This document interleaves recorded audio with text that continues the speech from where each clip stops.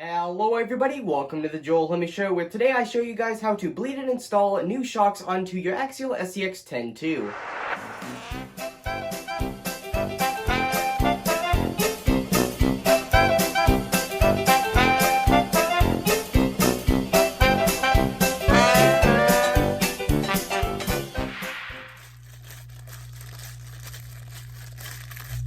Hey, you there! I want to remind everybody that if you end up liking this video, please consider subscribing. It's free, and you can always change your mind. And right now, YouTube says that over 90% of people that watch my videos aren't subscribed, so it would really help, and with that...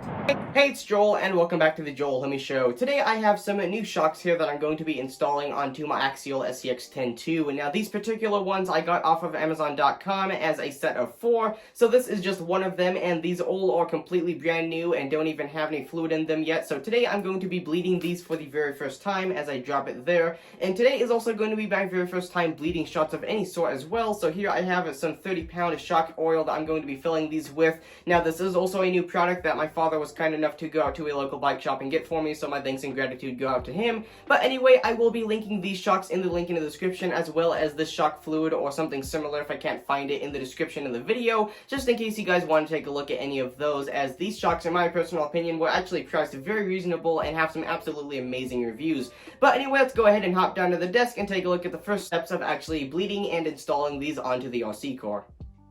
Right then, so now that we're here down on the desk, the first step to actually bleeding these shocks is probably one that you could have thought of already, but it's going to be a relatively good idea to get yourself just a couple of paper towels or a towel in general. Just lay it down just in case you make any messes or get any spills. You won't be spilling any of the oil all over the table. So here I have some TLR 30 weight shock oil here, which is what I'll be using to fill my shocks today, but you can use any weight that you like. Just do some research before buying anything willy-nilly, as there is particularly advantages and disadvantages to having different weights of shock oil. But anyway, moving that out of the way, let's go ahead and grab one of the 4 shocks that I have. I have already bled one just to make sure that I know how to do it, as this is my first time bleeding shocks, and it went absolutely amazing. I didn't spill any fluid at all. So the first step that you're going to go ahead and take to actually bleed these is to simply unscrew this little sort of area, which is the adjustable bit for the spring.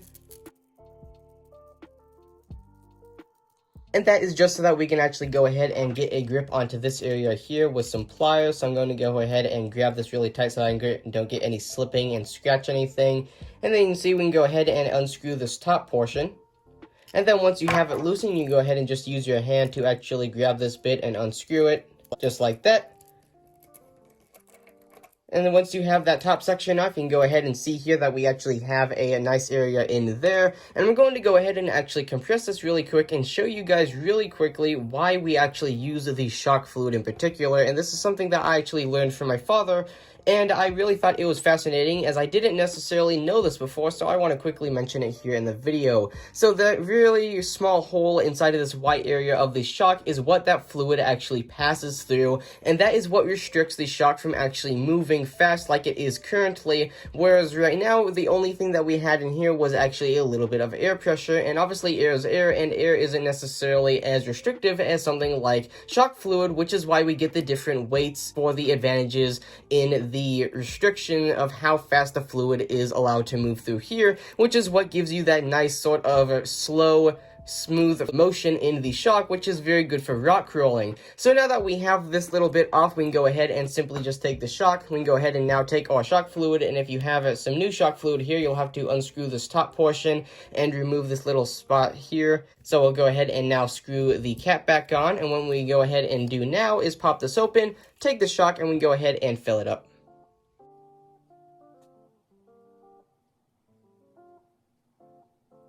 So as you can see there, we now have the shock full. This one actually got a little bit over full, but either way, it doesn't matter. We have a paper towel here to catch any mess. So now we can go ahead and screw this top portion back on, and I will be using the pliers to re-tighten this, as I don't want any fluid leaking out. So I'll go ahead and grab the pliers quickly, and just go ahead and grab this, and now I can use it to re-secure the top. Just like that. And now at this point, what we need to do is go ahead and actually remove this secondary reservoir, which we will once again be filling with the shock fluid. So you can go ahead and just unscrew that. Notice that we have a little rubber ring running around for the seal so that any fluid doesn't get out. And now we can go ahead and just repeat our steps here and fill this secondary reservoir just like we did with the first. There we go, so our secondary reservoir is now full, so we can go ahead and just screw it back into place. Once again, I'm going to be tightening this up with the pliers just so that we don't have any risk of any fluid getting out.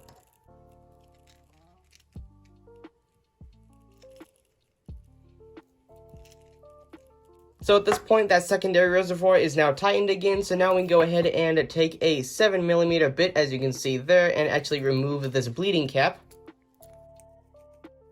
And this is actually where you're going to be bleeding the fluid that we just put in, as well as topping it off. So I'm going to go ahead and grab the bottle here, just add a little bit of fluid to the top there, just a single drip. You can see that it didn't come out there, so I'm going to add another one. And at this point, you can now see that the fluid is actually starting to rest on the surface, meaning that now you can very, very slowly compress the shock, and you will start to see air bubbles actually come out of this little hole there, meaning that you're getting all of the imperfections in the fluid out, which will give you a smoother run through that small hole that I had just shown earlier. So you can see there we have an air bubble popping out, and this will continue to happen throughout the entire time you are compressing the shock. Now, some fluid will actually leak out at this point, but don't worry about it. We can go ahead and clean that off with another paper towel. Right then, so now that we have the shock completely compressed, we can go ahead and actually wipe this off with a paper towel. Just like so. Get all of this fluid off that we don't need here on the outside.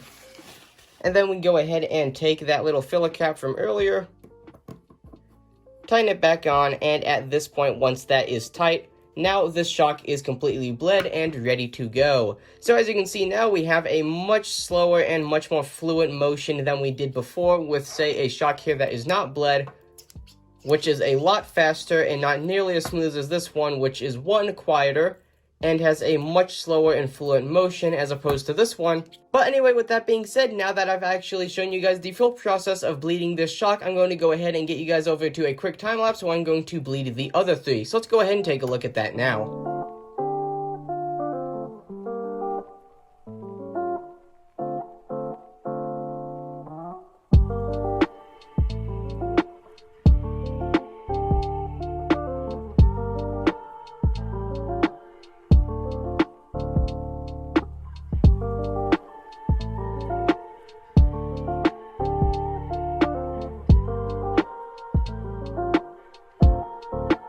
Right then, so at this point we now have all four of these shocks bled and ready to be installed. So I'm going to go ahead and show you guys how I'm going to quickly install these on all four sides. I'll just show you guys one side and then I'll go ahead and do a very quick time lapse for the others, and we'll take a look at the final product. So I'll go ahead and remove the wheel here quickly.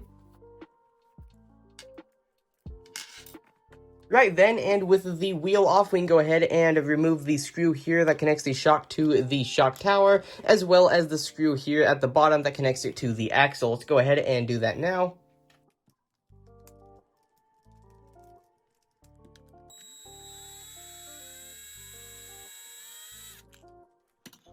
So now that we have the old shock off, we can go ahead and bring in one of the new ones, and actually you can see there that the size is quite drastic, even while these are just about the exact same size. The new ones are, well, cartoonishly larger.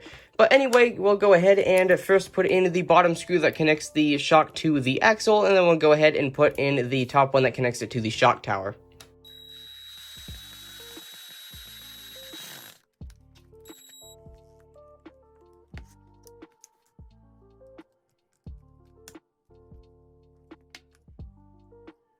Right then, so there is the very first new shock installed. So now let's go ahead and set up a quick time lapse and install the other three, and then we'll take a look at the final product and see how they all look.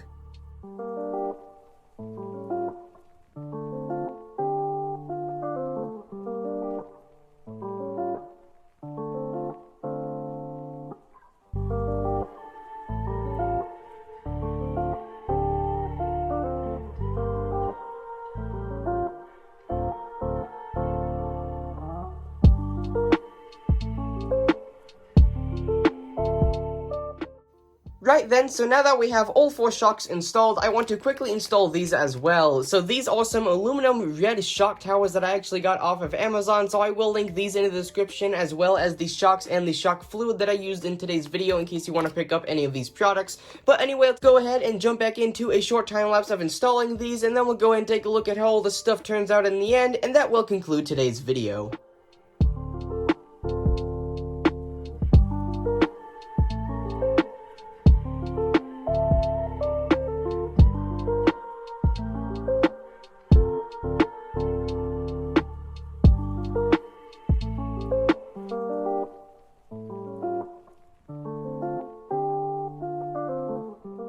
Right then, and with that, we now have all 4 shocks and all 4 aluminum red shock towers installed, and I think they absolutely turned out amazing. I'll go ahead and put up some pictures here in a slideshow, just to show you guys how great these turned out. I really like the red paint of the shock towers right next to the red springs and the silver bodies of the shocks themselves. I think this all turned out absolutely great. And for those of you that really enjoyed today's video and want to see more content from myself, or just want to see more on RC cars, or even this car in particular, you can click here and check out this video where I actually installed these aluminum axles of replacing the old plastic ones that have these absolutely amazing red diff caps, or these red pumpkins that look really nice with the new shock towers and the shocks. And with that being said, I was Joel Homie, your guys' host, and if you enjoyed today's video,